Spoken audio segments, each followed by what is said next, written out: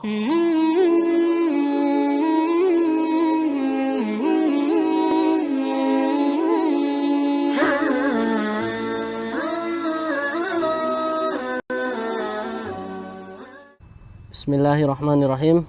Assalamualaikum warahmatullahi wabarakatuh.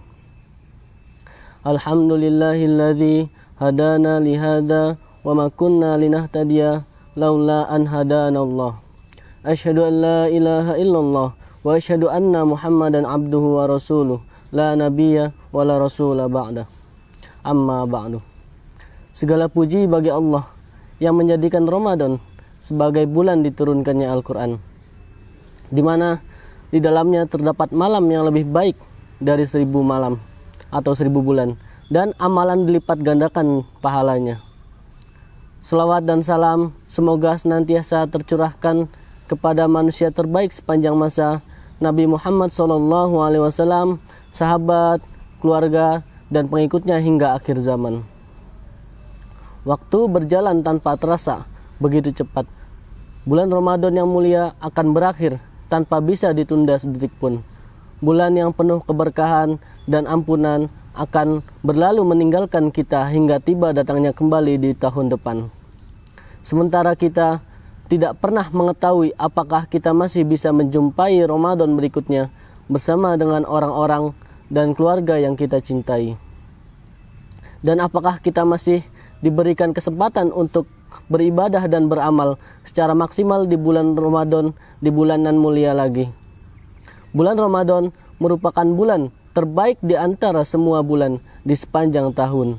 Banyak dari kita yang menyambut kedatangan bulan Ramadan dengan gagap gempita. Ketika Ramadan tiba, beramai-ramai kita memakmurkan masjid untuk melakukan ibadah dan bersemangat meningkatkan kuantitas amalan sebanyak-banyaknya. Bagaimana tidak?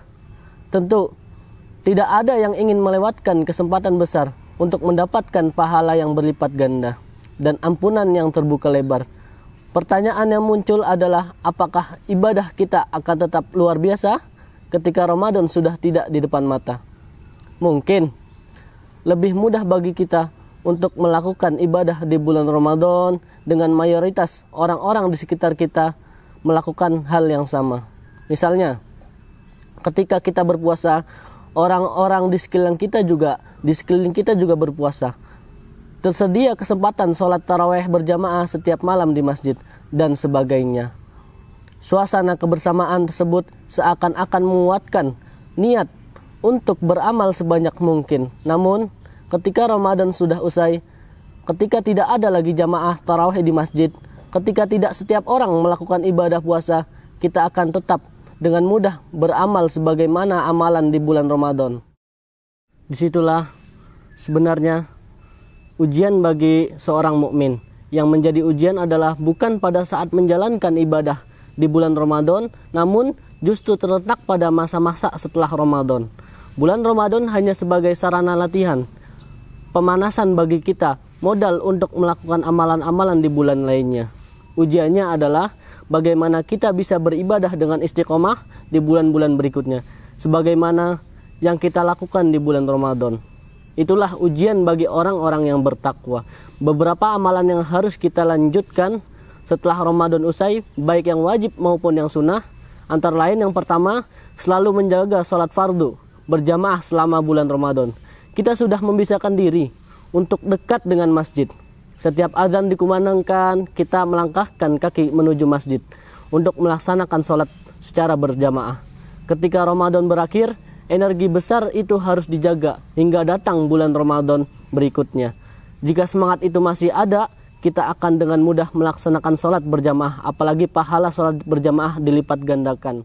Dilipat gandakan daripada sholat sendirian. Dari Abdullah bin Umar bahwa Nabi bersabda, yang artinya sholat berjamaah lebih baik dari sholat sendirian 20 derajat. Dan dalam riwayat lain 25 derajat, muttafaqun alaih. Dan dalam hadis yang lain Rasulullah SAW bersabda, yang artinya barang siapa yang berwudu di rumahnya kemudian berjalan menuju salah satu rumah Allah atau ke masjid untuk menunaikan salah satu kewajiban Allah, niscaya